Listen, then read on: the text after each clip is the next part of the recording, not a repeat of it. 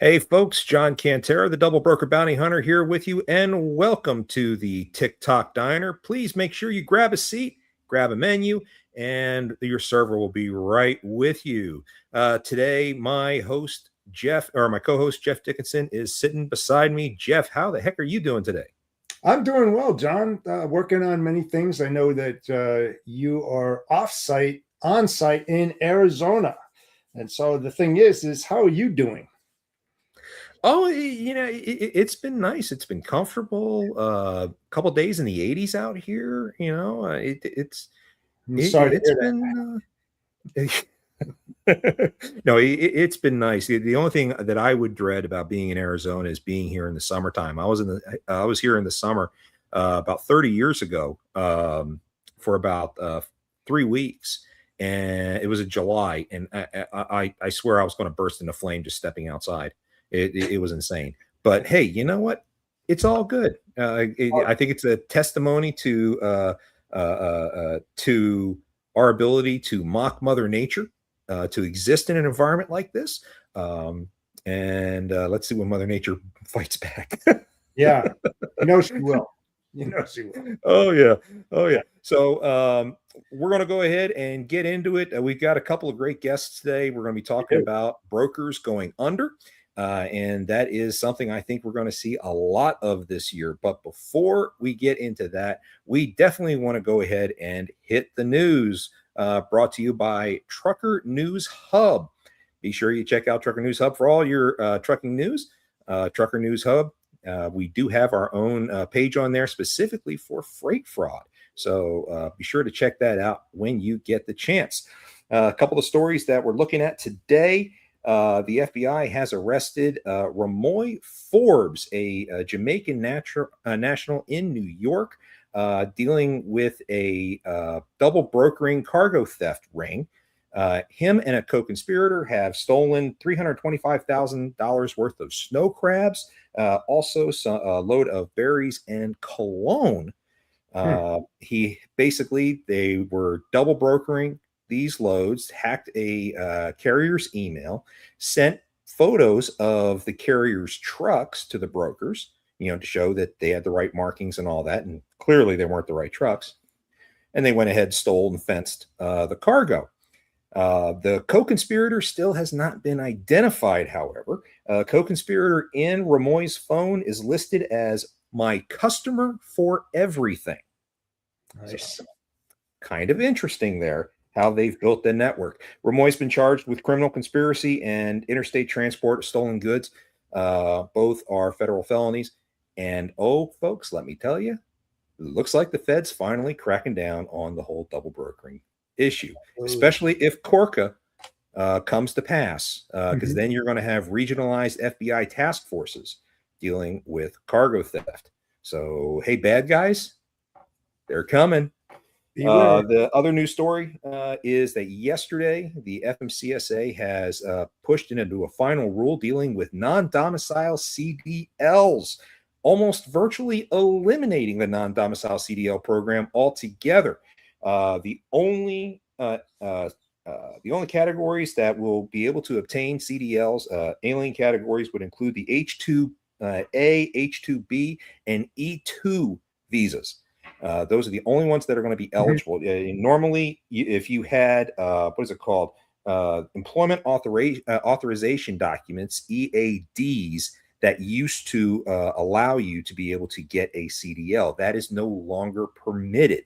In order to get a CDL as an alien, you need to have a active foreign passport and your I-94 documents, and that goes into effect on March 13th. Of this year. So a lot of news coming out about this non-domicile CDL rule.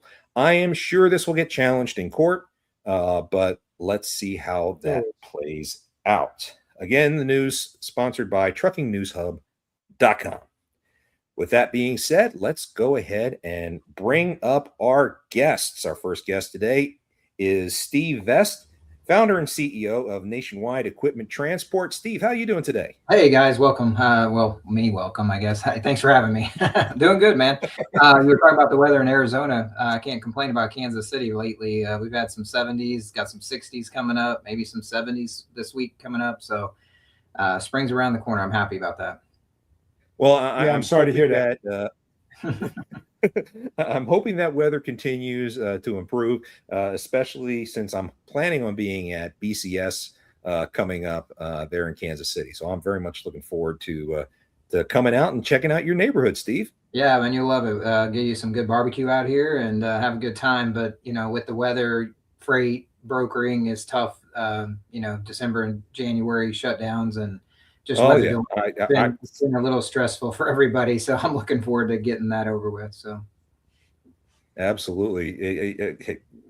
No complaints here. We also have with us today Jennifer Chrestman, freight recovery specialist. She's been out here before. Jenny in a bottle. Welcome. Oh, she's on mute. Oh, Jen, you're muted. They're muted. I said, thanks for having me. It's a little bit colder here in Ohio. Yeah. You're in the 20s, right? Yeah, 20, 29 right now. We're almost going to break 30. Just give me a minute. There you go. Plenty of ice still sitting on the ground. Oh, we do have snow still. We had 12 inches 2 weeks ago. So yeah, that comes my way. So keep it up. Oh, yeah, no, that's storm going through. Yeah, I grew up in Delaware, so I'm used to having 3 seasons, and I live in Florida now. So I am so glad that I don't have to deal with snow. I had enough of snow last year when Pensacola got 9 inches. So I'm done for the next few years.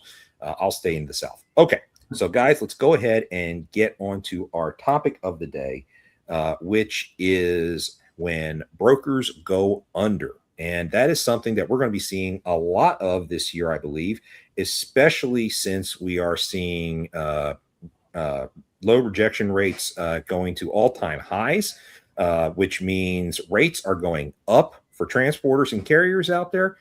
And of course, those brokers that have locked in rates with their customers are going to feel a pinch with this capacity crunch. The non-domicile CDL bit is not going to help because that further hits that crunch hard. So a lot of fun going to be happening this year. Any predictions out there, Steve? Well, I actually posted a week ago. I'm just sitting back enjoying the carnage, seeing all these people on LinkedIn posting about paying $1,000 more for loads and $2,000 more for loads, and just the pure panic by some of the brokers out there that have entered the market recently. And so I've been doing this over 20 years. I've seen these waves before. And if you're not prepared for them, and if you're not making moves to build relationships and be ready for it, and you race to the bottom, which is where you see all these people in the industry right now complaining and freaking out, is because they are involved in the race to the bottom with competing with 20 different brokers for a shipper's business.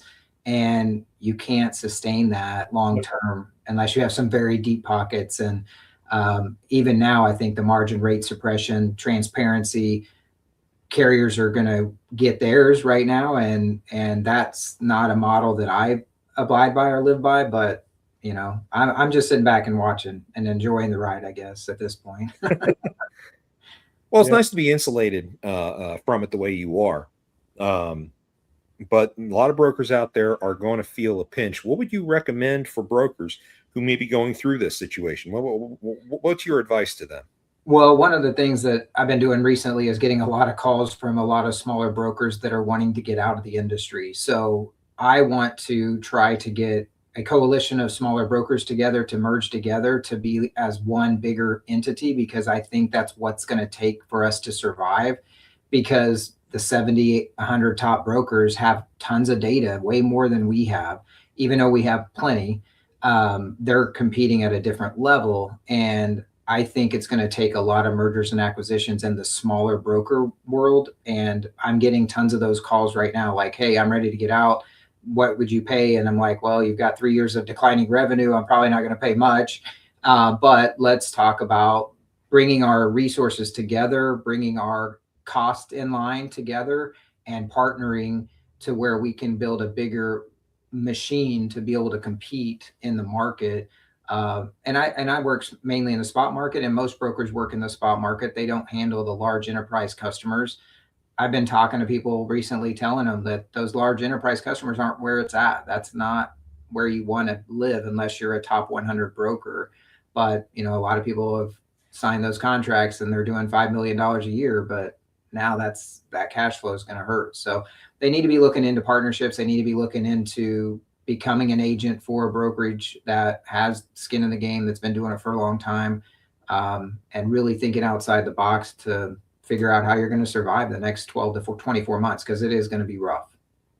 So how do you classify a small brokerage? In what revenue band are you talking about, Steve?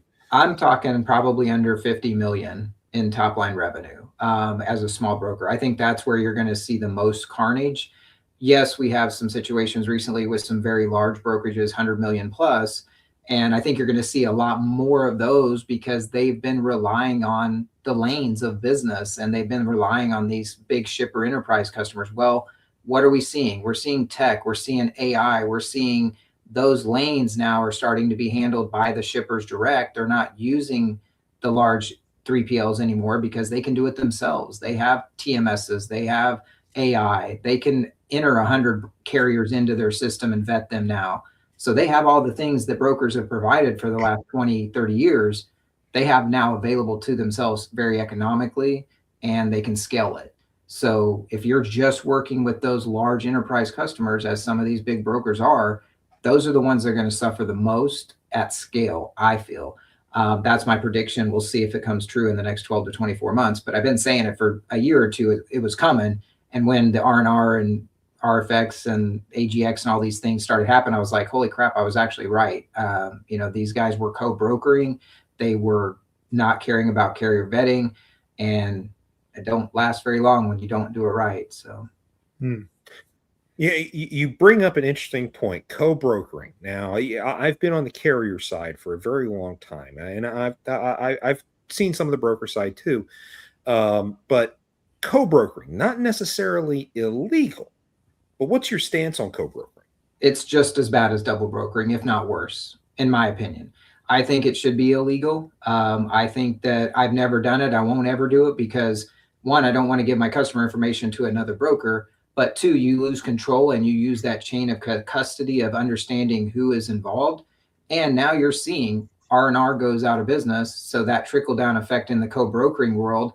And again, I've said this before on many podcasts, in this industry, when you get hurt, and Jennifer can talk to this, is when you get greedy. When you see dollar signs that will bite you in the butt every single time in this industry. And that is what co-brokering is. It's greed at the worst form. It is me accepting too much freight that I can't handle and using somebody else to fill that void. Or I don't know how to do this, so I'm going to use somebody else to do it for me. As you're a broker, you should be able to handle every business that comes your way. And if you can't, then you need to be smart and walk away and not rely on somebody else to do your job for you. So that's my take on co-brokering. True that. Now I will say something on that co-brokering. No, I have a broker who is a U.S. broker. He has some business in Canada. He uses a Canadian broker for their carriers up there. That Canadian broker also uses him in reciprocity for his American trucks, for his U.S. trucks, so that because they don't have the same partners up there. They're not competing for the same business, but they don't have the same network. So that is a little different situation than how most people are using it. I have another person that called me the other day where they co-brokered loads with somebody. The other broker had the carrier. He had the client. That the carrier wasn't vetted well. There were 2 loads went missing, over $400,000. Yeah. You're trusting someone else to vet your carriers for you and your client. That's the biggest problem now. But the co-brokering's been going on before the fraud hit the market, 5 years ago. And it's the big top tier carriers that are co-brokering. And so here's the thing that the industry, I think, has failed to lack, and financing people and people that have been giving people money, is that you've got, I'm going to name some names here, but you got JB Hunt co-brokering with Armstrong. You got, Landstar. You got all these big players co-brokering with each other. So what are they doing? They're counting revenue twice. and they're inflating their numbers, making it seem like this is my customer, but really it's not their customer, and they're counting the revenue when they should just be counting the margin. If you're going to co-broker, they should just be counting the margin that they're keeping, not the overall revenue. But again, that's a financial thing, and I think that's where a lot of factoring companies are getting in trouble, and a lot of financing companies. I know, I think BMO Bank is maybe one of the biggest banks out there in the trucking world. They're struggling because they finance so many people, not really paying attention to how that industry actually is working. And let me see who your customers really are. And then when you pull up the balance sheet and their top 100 customers, 10 of them are other brokers, like that's a red flag. And I know Jennifer probably sees that with the collection side more than anything, is that, Yes. you know, the co-brokering situation will get you in trouble more times than not. It's Absolutely. vetting is one thing, but finances is another thing. And like I Now, said, it's illegal. Now, Steve, you posted a lot about the R&R drama, which I believe we all agree really started to take shape about 8-9 months ago. What happened? Where did R&R go wrong that started this? I don't necessarily know the root origin, but from what I can see from the outside looking in is a co-broker situation or a situation with RXO where they signed a contract. And what I really feel like happened is that RXO and R&R were working together through their carrier side, which I can't think of the name of the carrier right now, but RXO hired them to be a carrier and said in their contract, you will not double broker any of our loads. Well, a load got stolen, I guarantee you, is what happened. And RXO found out that they were double brokering loads through RFX or R&R. And that's when all the stuff started happening. And then RXO, being the big company they are, was like, we're instituting this legally, and now you're out of business. So they're talking about a financing situation, which could be the case. But I think really ultimately RXO withheld all their payments in their contract from the letter that I've seen, that I've been given. I haven't shared online, but I've seen a letter from RXO to R&R basically saying you are now deceased, cease and desist, and we are not paying you for millions of dollars worth of invoices. And so I think that's ultimately what happened. Again, it goes back to the greed situation, right? Yeah. That carrier gets a ton of freight from RXO and they can't handle it all. And then they start double brokering it with RFX and R&R. And then, it's just a downhill spiral from there. And it's only a matter of time before it's going to catch up to you, really. I mean, the R&R thing really has me on edge just because they saw it coming. The writing was on the wall. It wasn't like it just popped up yesterday and, oh my gosh, now what are we going to do? But they continued to move freight and take money from shippers or arrangers rather, and then didn't pay carriers and knew they weren't going to pay them, and then lied to carriers saying, oh, we got a new system and we're trying to get switched over and it's just taking some time, but you're going to get paid. And it's disgusting because not only did it take out 8 brokers, but it also took out, how many carriers are going to lose from this? We got carriers that are owed hundreds of thousands, several that are owed tens of thousands, and some small owner operators are going to go out over a couple of loads probably. And then that trickles down into that opened up all of those arrangements for double payment liability. So when you start addressing them for payment to those carriers, how is that going to affect their bottom lines? These smaller manufacturing companies, distribution plants that are going to go out because they had to pay tens or hundreds of thousands of dollars worth of freight twice. Yep, 100%. It's definitely a trickle-down effect that's going to affect a lot of parties that we haven't even seen the end of yet. I mean, 600 loads for that one carrier that's owed how many millions of dollars? Yep, now, haven't even scratched the surface. Yeah, we haven't even. There's probably still a lot less that uncovered. There's a lot of carriers that out there that don't even understand they were out of business, that R&R went under. I mean, they're hiding under a rock somewhere if that's the case. But I guarantee you that there's some people out there that have an invoice that's 60, 90 days and they're still trying to call R&R like, whatever. But yep, absolutely. Absolutely. Well, I mean, the depth of depravity is definitely extreme when it comes to R&R and their owners. Right now, I'm seeing 4 active lawsuits against R&R Express in the wake of their folding. There's a class action lawsuit by their employees for failure to abide by the WARN Act, which says that they're supposed to get 60 days notice before a mass layoff. You have their lenders. Huntington Bank is suing them for over $40 million in unpaid debt. And that also was precipitated by the CEO's transfer of a $10 million property in Florida into their personal name in order to, quote, hide the asset. So that it would not surprise me if that turns into a federal case.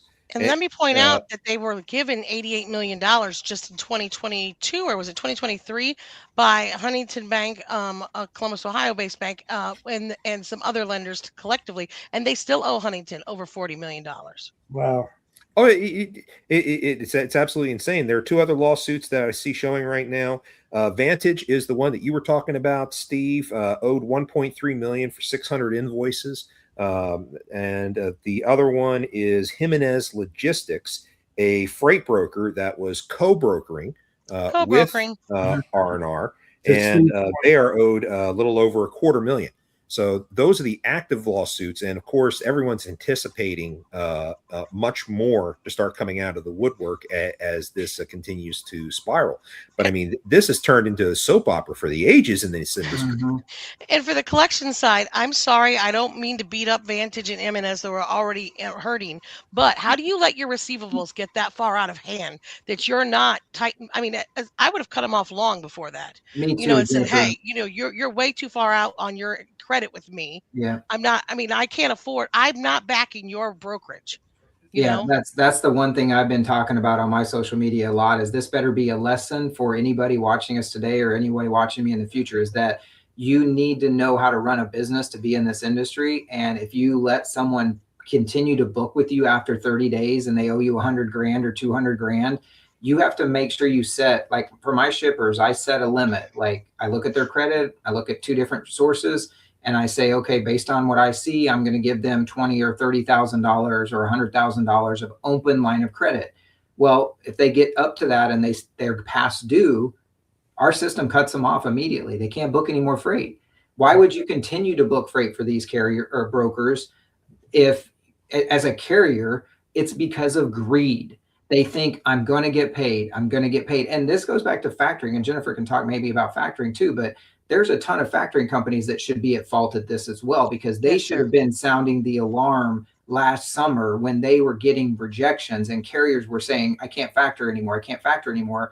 But they continued to, another factoring company would pop up and factor for them or whatever the case may be. But the factoring has a lot of fault in this industry right now as well, because they are factoring brokers, which wasn't a thing when I started 20 years ago. I don't even understand. I've never factored. I've only dabbled in it recently with some TCS blockchain stuff, which was 1%. I just was helping them out, kind of figuring out their system a little bit.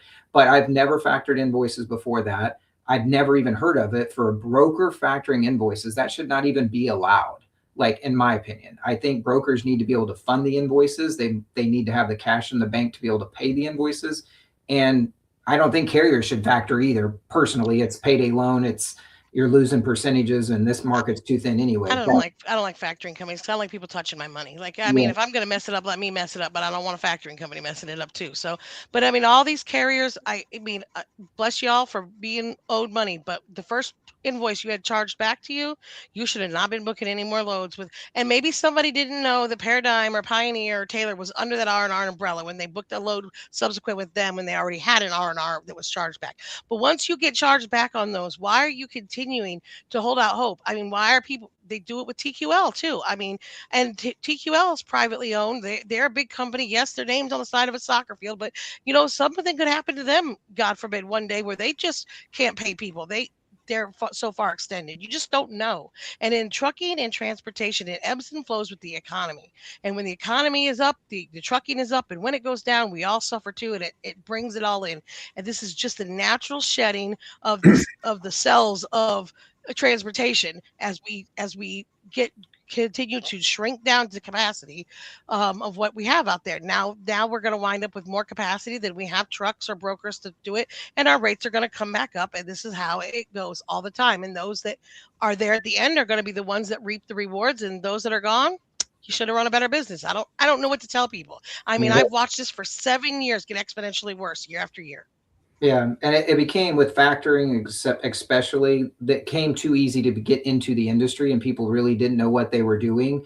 And then you had TikTok blow up, and everybody on there was promoting how great trucking was and how much money they were making during COVID, and the rates were great. So all these guys went out and bought 40-foot hot shots and box trucks and went out and got their CDLs. And so we exasperated it because we bragged about how great the industry was.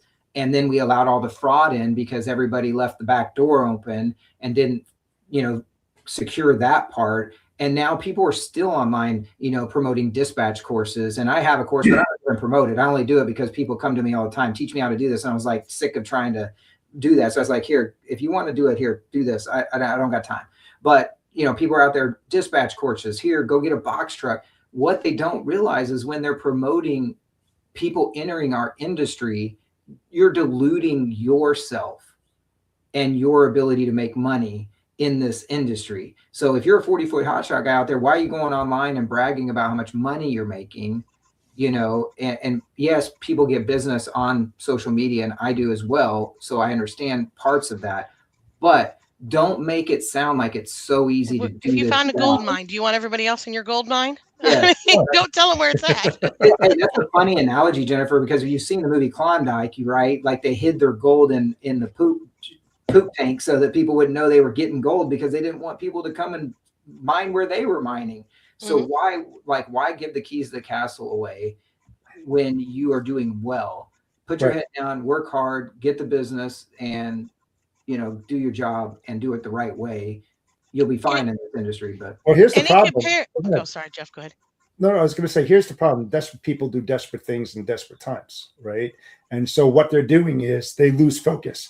They put their focus on profits and how much they can make, and then they slack on due diligence. And when you slack on due diligence, as you said, the door opens for fraud because they're not focusing in on that, right? Mm-hmm. So people start, to your point, you said, diving to the bottom, Steve, right? And everybody just keeps on going like that. And I keep on saying, cheapest will be the most expensive decision that you've ever made because they don't realize it because they're more reactive than proactive to protect their brand, their image, and their reputation. So it only takes one instant to, you saved $300 on this load. One instant could shut your doors to your company. They just don't realize that because it never happened to them, and the thing is, it always takes a catastrophic event to change somebody's mind. Always. And if you're working in this industry and you think it's not going to happen to you, don't be in this industry because it's a blindsided industry and anything can happen at any given moment. You just don't know how to handle it when it happens. So you be proactive and think about the what ifs. Don't sit back and have that mindset because you're going to lose. You don't know when, but you will lose. Yep. And I just want to call a timeout here and just roll back to the old days, as we call those. But when we built relationships and we handled our business with partners that we trusted, that we knew, that we used on a regular basis, that we went to breakfast with, when we arranged freight moves over breakfast, we weren't getting defrauded. People weren't not paying us. They had to look us in the eyes every day. Yep. When this industry was founded on relationships, and we have gotten so far away from that. We don't even know who's on the other end of the phone. If they're a legitimate company, we haven't vetted them. We don't know who their kids are. We don't know if they got 2 dogs. We don't know anything about them. We don't care. All we know is they've got freight and how much you got in it, and we hang up the phone. We have to get back to building those relationships so that we can communicate with each other. So we know that when the carrier says this, we can trust what they say. When the broker says, I'm going to pay you detention, they're really going to pay it. When they say, I'm going to go back to my customer, that customer is going to give that money to that broker because they have a relationship. Instead of, I don't want to go to brokers don't go back to their customers because they don't want them to get upset with them and somebody else to get their business. We have to slow down to go fast. Get back to the grassroots of this industry and build relationships that count. Yeah. I say that all the time. Speed kills. Speed kills. And greed is where that all comes from too, right? Everybody's making tons of money during COVID and making all this money, and it became transactional. This industry is now very transactional. So that's Uber Freight effect, the Convoy effect. It's very, Freight Quote effect, whatever the digital platform is of the day. But it became very transactional, and that we can maybe get into this, but that goes back to transparency, right? Like the carriers want to beg us for transparency. Like that's a requirement because the government said that we should be transparent, but they don't understand what comes with that and what the consequences of that is. You know, if you go onto any digital platform and look at their bidding boards, it's a race to the bottom because there's always going to be someone willing to do it cheaper. And so if we continue down that path and we continue down AI and digital platform paths, we're just going to race to the bottom, and the margins are going to be so thin that we're going to even see more carnage than we've already seen. Yeah. And you know, the biggest problem with that, Steve, and you see it every single day, you go on DAT or whatever, you'll see the same lane posted 15 times. What does that tell you about the shipper? There's no loyalty there. Right. They're going out, to your point, to get the cheapest rate. Whoever gets down to the bottom, they'll give it to. But they don't care about what else happens. You know, they just don't care. And that cascades back to motor carriers who then go and if they have 5 trucks, they only insure one of them or 2 of them in order to cut their costs, maintain their authority. And then they tell everybody, oh, yeah, I'm using VIN number 1234, which is the only VIN number on their policy, when actually they've got 5, 6 other trucks on the road. And all hell breaks loose when anything possibly goes wrong. I mean, it's a homegrown form of fraud. Again, as Jeff says, desperate people do desperate things. But that is how a lot of carriers are trying to compete when you have other motor carriers coming in with no insurance, no license, et cetera, and still getting an authority and operating. Yeah. And to your point, you can see that on Safer. You can talk to a carrier, right? You found a carrier, ask them, how many trucks do you have, right? Oh, I've got 11 trucks. You know, where do you operate? They tell you. Go on Safer, and you only see 1 truck on Safer because they're not updating, to your point, John, all of their VIN numbers or anything to FMCSA, Safer, etc. And that's where the problem is. And then when you go into an accident, you're left holding the bag. And they want to blame us as brokers as being the forefront of the problem, but really FMCSA and DOT is where it could stop immediately if they would just stop letting these people continue to get chameleon carriers and do all that stuff. And then with all the digital footprints now in the world, you guys maybe have heard of GenLogs and how amazing that platform is and how much data that they're producing. The DOT should be using their system immediately because they can identify, hey, this guy says he's got, and then goes back to even factoring and goes back to those companies. Like, why are you factoring 100 invoices when they only show they got 1 truck? Why is a broker giving them 100? Like, you know, some of these Sprinter van guys, why are you giving them 100 loads a day when they only show they have 10 trucks listed? But you're letting your people book 100 loads with them a day. So I think the game changer is that GenLogs, the camera system, DOT starting to use the AI to identify, like you were just saying, like I saw a truck Georgia to Texas and it's been on the same run for 2 years. And now all of a sudden they're saying they've got another truck over here, but do they actually have that insured? It's pretty easy to connect the dots now with AI. So I can't wait for those days to come, to be honest with you. And brokers really need to be looking at that SMS and the safety records of those trucks and those drivers, because that's where we're getting all of these accidents and those people not being insured. You can find out they have more trucks that way by looking that they've got multiple plates listed. I mean, that will tell you that they have more trucks registered than what they're claiming that they have. And by not checking that, it's creating a lot of problems in the industry as well that are causing problems for brokers because then their freight's not insured properly. So now they have a lot of claim issues, etc. So I mean, quit trying to cut corners, people. I know you're trying to get more out of less people, but cutting corners on the safety reviews, on good and co-brokered loads, and having somebody else do half your work, it's not working, people. It's not working. It's survival tactics. I mean, they're not even reinvesting into their equipment to make sure that it's safe because they're running at such a thin margin. You know, I mean, Matt Leffler said it a few years ago, and it still holds true today.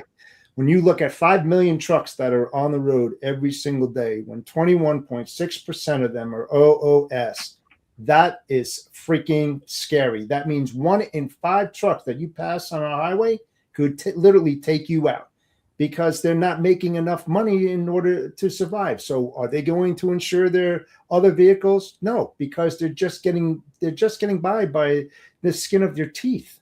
I mean, that's what's happening. And should they get, when they get pulled over, they only get a slap on the back of the hand? No, give them a hefty fine. Just put them out of business. We don't need those kind of carriers on the road. Yeah. Not with my family or your family, or your mom and dad or whatever. It's on the highway, knowing that they can be killed and be part of a fatality that could have been controlled. It's ridiculous. It really is. It's upsetting. Yeah, it is. And I tell my daughters to stay away from a couple carriers. I tell my daughter to go 100 miles an hour. Just get. Yeah. There's a couple carriers. I'm like, if you see them and if you get in a traffic jam, make sure you're not at the back and look behind you to make sure there's not a truck coming up behind you, because how many of those have we had recently, unfortunately? And the one in Indiana, again, it exposes fraud that is happening on the carrier side at massive scale by people that shouldn't even maybe be involved in our industry as a whole, legally. So the government's trying to be reactive at this point, but unfortunately it's a little too late, and they're going to have a lot of time to fix it. And I hope they can keep making progress, because they need to be like, that line in the sand is like, that carrier shouldn't be running anymore on the highway. And if they see him on cameras, they should be sending a cop after him, pulling him over, taking the driver to jail, impounding the truck. Like, why does it take 6 months for us to shut down these carriers that have been involved in these major accidents? And then when you see what they're actually doing, but then you still see the trucks running down the highway the next day. It shouldn't happen. No, and I'm a huge advocate for pre-trip inspections at the shipper, because FMCSA CFR 49392.7 requires a mandatory pre-trip inspection before any haul is done. So what does mandatory mean, and at what point is a haul called a haul? I think it's at the shipper, and the shipper is the last set of eyes that sees that carrier. And when I was on the shipper's side, I had my dock supervisor always talk to the driver, go out there, ensure that they've made that pre-trip inspection, and just take a view of the trailer. You don't have to get involved because your liability and all this, but just making sure that the guy does that. 3 things that you can identify. Can the guy speak English? If he doesn't want to do it, red flag, right? Legitimate carriers will take that extra step and do that pre-trip inspection. And it's going to save a lot of time, a lot of money, claims, etc. Because I have friends. And lives. Yes, and lives. And the other thing, too, is that I have a friend who is a forensic crash investigator. Fraudulent things happen when they fraudulently fill out their DVIR and they leave the shipper. They go 175 miles out saying they have enough tread on it, but they blow a steer tire. You see all the belts and everything, and they're like, you didn't have this amount of tread on that tire when you left. There's no way in hell that you blew, you know what I mean? So, there are additional steps that you can take to stop fraud right in its tracks. You talk about ELP and non-domiciled drivers and stuff. You can ask for a license. You're just checking and verify, the broker sent me this, but guess what? Are they who they say they are? Is it valid? Has it expired? Yeah, right. Shippers are the biggest people that need to be better. And I tell my shippers, I send them the MCDOT number, the name of the carrier. I send them all that information automatically through our TMS. And I tell them it has a little disclaimer. It says, check all of this stuff when they show up. That's a CYA for me, but also for them, because they are legally liable if they load that trailer and the driver's CDL is expired, even though they hired a broker to do that for them. It's on them still. If there's a vertical, like these people that got killed in Indiana, I guarantee you that not only is the carrier going to be, in a lawsuit, but the broker and the shippers. The shipper who loaded them is going to be in a pickle, because they're going to go after them as well, especially if there's some big shipper, right? And so what John said earlier about, everything works great, hunky dory until it doesn't. And then once the claim happens, that's when the stuff hits the fan. And that's when you start making changes and realizing, and that's what happened to me in 2021, when I had a box truck flip over And that was the first time I realized what double brokering was. It was in 2021. And it was because this box truck flipped over. They took a picture of it, sent it to me. And I'm like, that's not the MC that I hired to haul this load. And then I started connecting the dots. And then I started talking to other people in the industry. And they were like, yeah, we just started seeing this happen. And that's when we started really sounding the horn in 2021. And it's still happening today. It's insane. But yeah, that's what broke my eyes wide open. But Steve, a lot of that happens because brokers don't put the carrier's name on the paperwork. Their name is still on it. How many of these R&R Expresses do I have that say R&R Express is the carrier? Because they didn't put the carrier on there. And why is the shipper not calling R&R Express to say, hey, your name is on this paperwork. Who am I supposed to be loading for this load? I mean, is this the right truck that came, or did this get double brokered? I mean, because for a lot of smaller shippers, that's a matter of ignorance. They're not being coached by the freight brokers they work with to explain to them the importance of what information is supposed to be in what block of a BOL. I mean, it's a specific format for a reason. And I think they do that. Some of these bigger brokers do that, like CH and some of these guys do that because they want to hide who the carrier is, because they don't want the shipper to back solicit the carrier. And they also want to, and they sign a contract saying, we have contingent cargo, we have the liability, we're going to take the liability, some of these bigger brokers. But that's not the way the law is written. The law is written as that bill of lading, that carrier is who is legally liable for the misrepresentation. That's a violation of 371.7. Yeah, 100%. And the shippers need to know that. And I try to educate people on my channels about that as shippers, because you need to know what's on the bill of lading. That is the legal document between a carrier and a shipper, right? And it tells you how well informed the logistics manager of that specific shipper knows what he's doing. You know, and you know, I keep on saying, Steve and Jen, is that brokers need to be more trained and more educated on the internal operations of shippers. You know, most of them have never stepped in a warehouse or a distribution center and understand that the mechanisms and how they're intertwined and work with each other.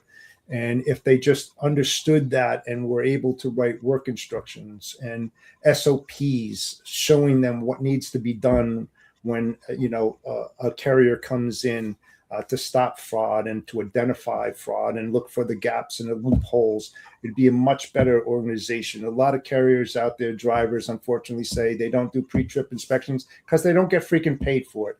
How ridiculous that they are. The other thing is a dock supervisor or a logistics manager says, we run a high output enterprise. We don't have the time to do that. To walk out there and look at every freaking truck that bangs my door. Well, I worked in enterprises, huge mega shippers out there, and I always had my dock supervisor greet the driver and go out there and look at the MC numbers and look at the trailer number and just dot the I's and cross the T's.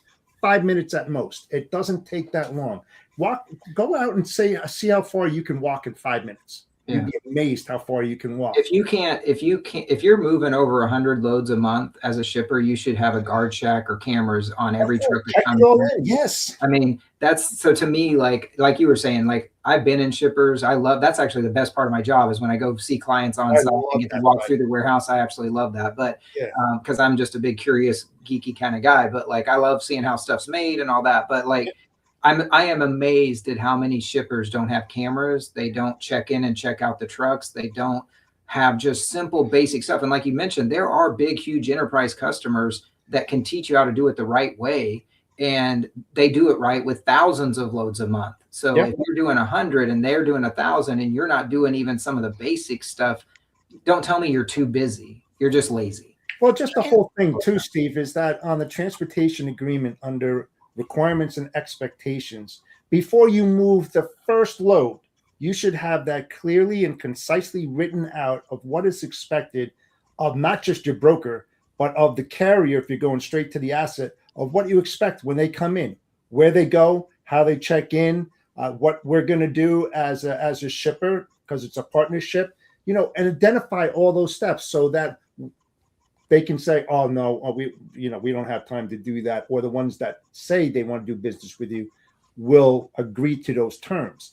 And like I've always said in my past, I said, I give brokers and carriers the equal opportunity to fire themselves. I have no stress. If they don't follow the rules and regulations, that's on them, not me. It's clearly written because I put that in the agreement, right? Get rid of them, and especially when you change out. To your point, Steve, I think you said that is that if you have a carrier in there and you get rid of them, call up the shipper and say who's replacing them, because they said, like with mine, they send out when the load is going to be ready, and they put down the carrier name, not Landstar. They put the carrier name right there because they know, because we told them.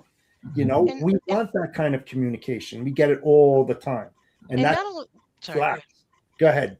And not only do I help recover money for these carriers and brokers and even factoring companies, but I've been, and not to toot my own horn, but I mean, I worked in a warehouse. I was a logistics coordinator for a Fortune 500 company. I was a driver for 6 years. I've driven. I know how to do a pre-trip inspection. I worked at a brokerage doing onboarding and compliance. Now I do collections, but I have this industry knowledge, and I give that to the people that I work with, whether they're a broker, a carrier, whatever. When I call the shippers and tell them they're being pegged for double payment liability, I explain why that is, and I explain what has happened. Yeah.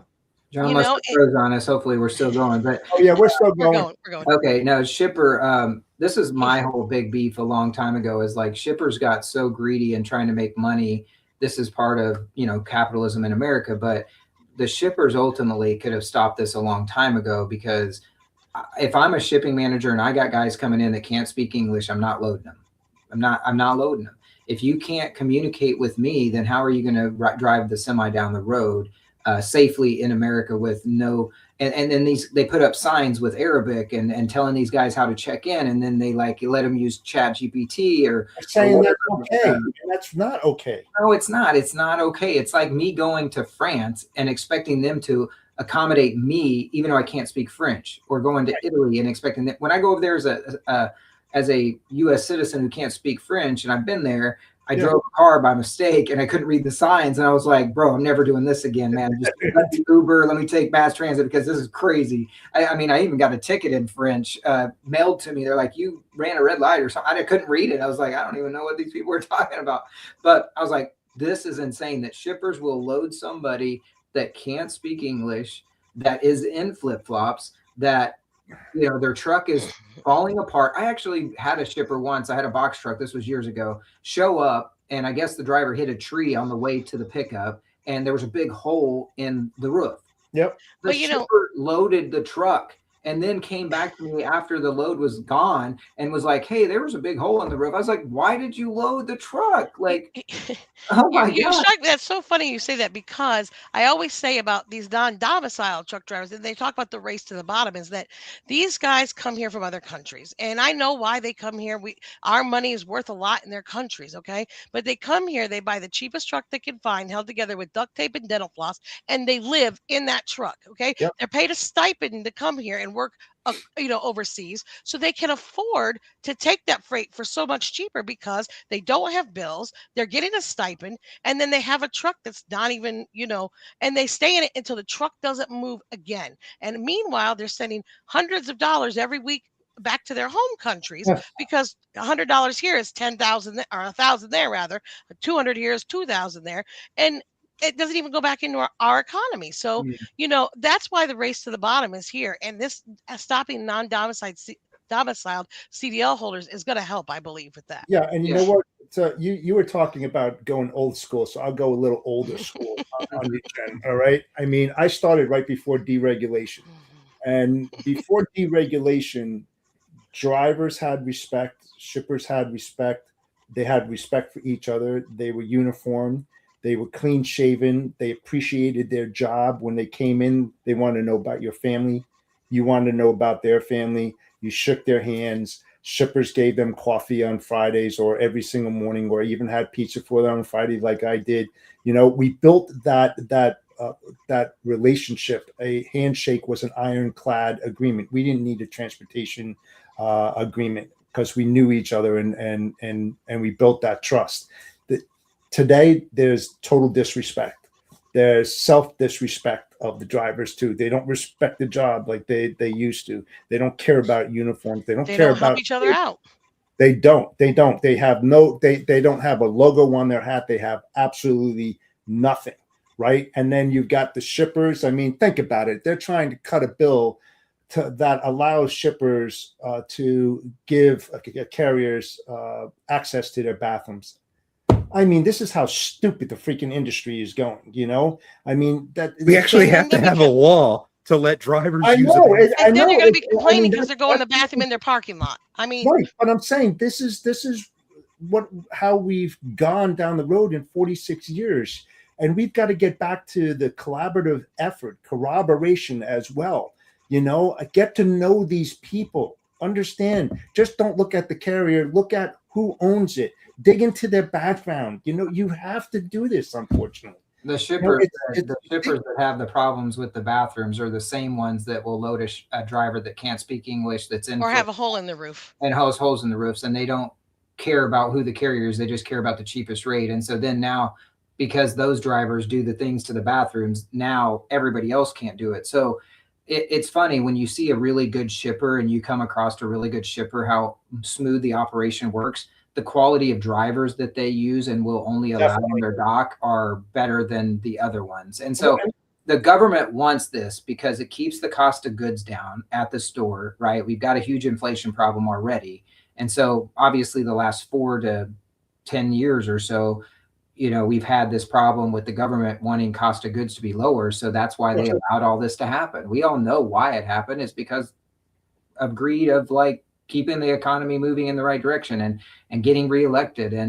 And just that's where we're at. And until we can get back to, you know, where we used to be, like you were mentioning, Jeff, I mean, just the relationships and working with the people we should be working with, it's not going to fix itself. And that comes from it's the communication between the broker and the shipper and finding out what the shipper wants in a carrier. You know, they don't ask those questions. It's just like, oh, we got the lane, we just go move it. No, I want to know everything about the operation before I move the first one. I'm not rushing for the sale because I want to do it right. So what are you looking in a driver? What do you expect, you know? And don't be afraid to ask them, you know, if they run a clean, you can walk into a warehouse and know exactly what they expect of you as a service provider, because if OSHA would shut them you down, can do a white glove on that floor, you better have a white glove freaking carrier that's going to do the same thing, because they want their products, you know, leaving and delivering in the same way that they left, you know. And if you go in there as a bum, you know, unshaven, you know, wearing a sweatshirt or something like that, or walking in with underwear, who the hell knows what these guys do? Yeah. But I tell that to carriers all the time. I say, stop walking in your torn jean shorts or your sandals or whatever. Start when you go there, look put together. You are a business owner for a lot of people that are owner operators. Make more money. You're running a business. Why don't you go in, even if you don't want to wear a polo or go in with a clean T-shirt that's nice, that's not all wrinkled up, and put on clean blue jeans. Have yourself shaven, but be clean and everything when you walk in, and be courteous. Say, yes, sir. No, ma'am. Thank you. Please. Yes, I mean, where are the banners today? The carriers want more business. Drivers want to make more money. Well, then show them that you're worth making that kind of money, you know? Exactly. I mean, that's why you're getting bottom dollar rates, because you look bottom dollar. Yeah. John, you said they don't teach that in CDL skills, CDL schools. They don't teach that even in these online courses that Steve was mentioning earlier. You know, you are running a business. You're trying to represent yourself. You know, back when I had my own box truck fleet, my drivers had to wear safety vests that had my company logo on the back. They had to keep my company trucks clean. I paid for them to run it through a truck wash every single week. So I want clean equipment. I want good-looking drivers who are out there respectful, etc. It's the best way to maintain and operate your business. I'm going to call Dollar General out here for a second, because Dollar General makes their drivers do pre-trips. They have to take a picture of the kingpin locked. They have to take a picture of the trailer all the way around. And when they get their trailer, when they stop at the store, they have to do the same thing. When they bring the trailer back and they unhook, they have to take a picture of the dollar legs down, of it being there in the lanes where it's supposed to go with the legs down at the proper, they have to do. And also they pay for one shower a day for drivers. They pay. I mean, they are trying to run a good business, and I know that because I know several drivers there. But I'm just saying, you get what you pay for. Well, you get what you pay for. You get the quality that you pay for. You get the service you pay for, and it all goes together. Yep, couldn't agree more. John, I did share my screen down there. I've got a list of those R&R related companies if you wanted to flash it up there. Yeah, I'll go ahead and throw that up there. There are 8 companies there that are involved, and I know AGX is not on this list, and I keep hearing over and over again AGX was part of the R&R family, but I don't know that that's part of the R&R family, but the FRCSA did announce yesterday that they are having financial, strains and not, that they're not paying. AGX has gotten shut down, I think, because of the same RXO contract. I think that's where that relationship is. Yeah, they're not on they must have either been working with R&R through the RXO thing, or RXO and AGX signed the same kind of letter of agreement of no co-brokering or double brokering, and they broke that, and then RXO basically just put the hammer down and legally probably did something there. Now, they were saying something about their financial, couldn't redo this, redo that, whatever. But they're running underneath another authority already because they had another MC number that AGX has. And so they're operating underneath there. But I think the damage is done there. You're just seeing the writing on the wall. It's not going to be long before the shippers that they were working with basically, and that's one thing shippers need to realize. To recap this, because I know we're ending here, but everybody right now needs to know who they're working with. They need to be checking their credit. They need to be understanding what their partnership is and understanding where the freight is being moved and how it's being moved. If you're do they have other partners that they're not telling you about? Shippers need to know right now specifically, are your freight being co-brokered? If it is, you need to put a stop to it immediately, and you need to tell your broker either you handle it or it doesn't get handled by somebody else, because shippers allowing that are part of the problem, and they are ultimately going to learn from this R&R thing, because like you mentioned, that 600 loads that they moved, now that 600 shippers are going to have to pay for that. And if it's one shipper or 2 shippers that have to go in $200,000 out of their money, that could put them out of business. So they need to be really, really careful. Well, as you pointed out, Steve, we are coming up at the top of the hour here. So, Steve, you first. Any final plugs, thoughts, comments? I appreciate everybody watching my channels on social media. If you can't, just find me on Steve Vest and type my name in on TikTok. It'll come up. But kind of been a little bit burned out lately, so I haven't been posting as much. But my final thought is, don't let greed get in the way of making good business decisions, and don't get into this industry unless you have some type of backing of business knowledge, and always be learning. So drivers out there, you got your 10-hour resets, your 34-hour resets. Don't just sit and doom scroll and not learn stuff. The only reason I'm on social media is to learn stuff, and I'm not there just for pure entertainment. I'm reading 1 book a week. I'm reading 4 different books at the same time right now. I am constantly learning something new about how to run my business better and more effectively. And carriers, drivers, shippers, brokers need to do the same, is just continue to learn and be aware of how to run your business better, because these situations is when people go out of businesses because they don't do the basic, simple things that you have to do to stay in business. So, Jennifer, your turn. My final thoughts are, you don't know what you don't know. Ask questions. Ask questions of all of your partners. Slow down, build relationships, and know your people. Just that's all I have. That. Where can we find you, Jennifer? Are you on any social media? I'm on social media. I'm known by the moniker Jenny in a Bottle, because one of my clients once said she's my genie. She gets me paid, but so that became this thing. But FRScollects.com. That's FRS Collects with an S on the end of it.com. And it's just Jennifer at FRS Collects if anybody needs help. So awesome. Jeff, any final thoughts from you? Yeah, slow down. Cheapest is the most expensive way. That I seriously hit the brakes hard. You've got to reflect on what you are doing currently and how you can improve on those policies, even if you have them written or not. You need to figure it out. You need to figure it out quickly. The industry is changing rapidly. What's here today, 2-3 weeks from now, it will come out a whole different perspective. Technology is changing as the wind blows. I've been through a lot of tech changes, and if you're not on top of it, like Steve said, he's always reading books. He's trying to get that knowledge. Everybody should be learning something new every single day. And if you're not, you're going to be left behind really, really quick. You will not last in this industry if you're not a chameleon and are able to adapt to change quickly. So just keep that in the back of your mind. Put the brakes on, breathe a little bit, become a sponge, and absorb. Seriously. How about you, John? Yeah. Thank you. I would actually add, share your knowledge.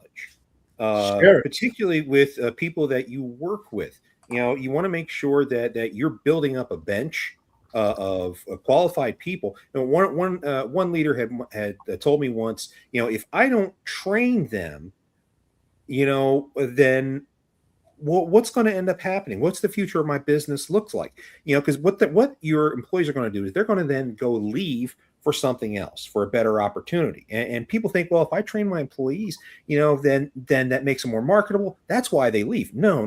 That's not why they leave. They leave so that they can grow. If you grow them, then you build a better business overall. Share your knowledge. And oh, by the way, sharing your knowledge, particularly in dealing with freight fraud, is going to help make the industry better. We need to be stronger, we need to be smarter, and we need to cooperate. And that is the whole point of the Freight Fraud Task Force. On a programming note, our guest next week has changed, if you've been following it. Next week, we are going to have Alex Snook of On Site is going to be joining us. So, folks, we are leaving the check on your table. Please be sure to tip out your server, and we will see you next week on the Tic Toc. Thank you. Bye. Thanks, guys.